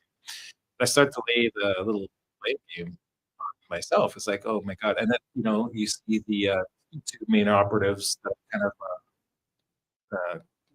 controlling the circumstance. So they end up going to confer like this. First, they talk to me, and then they go away and talk to each other, and then I was. So I don't know what they're saying, but I automatically associated what they're talking about with me, with how poorly I was performing. And so anyway, I did my job, and there was a certain shot that we knew it, but it wasn't planned. It kind of fell on me to do it, so I just took my gut and said, "Okay, we have to make sure we get that shot. No one's asking for us to do it or anything." And then we get the shot and such, and then post. So now we have to deliver the product, and it turns out they didn't have any coverage of that specific shot. So basically, without planning for the whole entire production, my gut instinct says, "Okay, this is part of what my values say. I need to get that no matter what." Yes. And I basically saved the production from having to go back and reshoot the entire thing because they didn't have the coverage. Amazing. So and there's and for weeks, 2 or 3 weeks, I was beating myself up, saying, "Oh my, I underperformed that day. I was less than everyone was expecting." And maybe that conversation wasn't even about me, but here I was beating myself up for 2 weeks, only to realize I saved the day. Yes. So. Woo! I love that. I heard somebody say the other day, they were doing a talk, is that like your gut will whisper to you things until you listen, and it'll like hit you over the head if it has to. And so like you'll listen eventually. When has like that intuition and gut played a big part in where Catch has become and your culture, your business?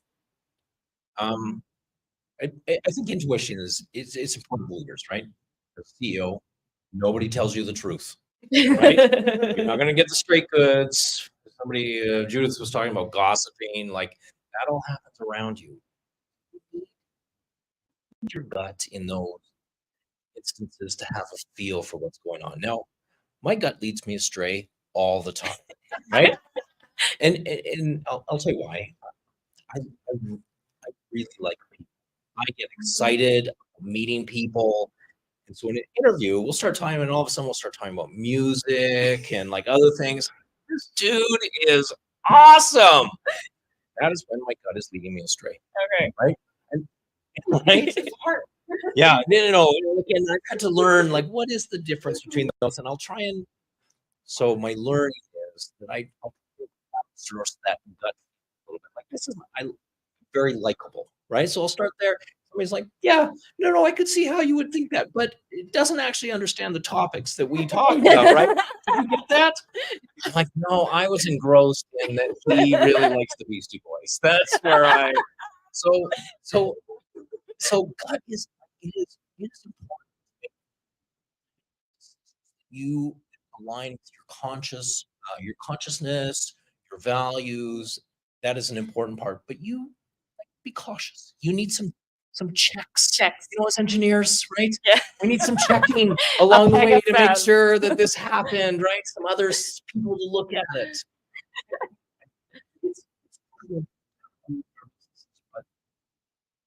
Make sure that it's accurate. It's accurate. I like that. I always say you gotta make decisions with 3 parts of your body, and no, boys, not that part. Brain?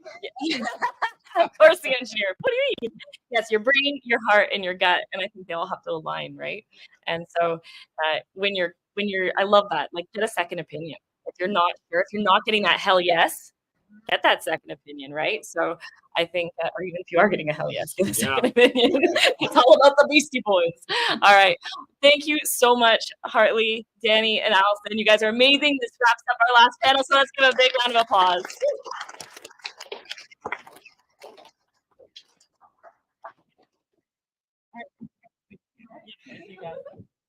Okay. We're going to keep it short and sweet because we're over time. Thank you so much to everyone who joined us tonight. Don't forget to check your email for some exclusive offers. Give us some feedback that we went over time. That's okay. But thank you so much for everybody that came out and to join us and to celebrate this amazing book. Yeah, and just really quick. One last thing is that go upstairs, turn Italian right, which is your left, and there's a lounge called the Jets Lounge and Bar. The protocol, if you mention that you're at this event, that's kind of where all the networking happens. Honestly, the right Blair. They offer, I think it's happy hour, blah blah blah blah blah. So there's a whole bunch of specials for you guys. Come out. This has been a blast. We're a little over time. Thank you very much, and we'll catch you guys next time.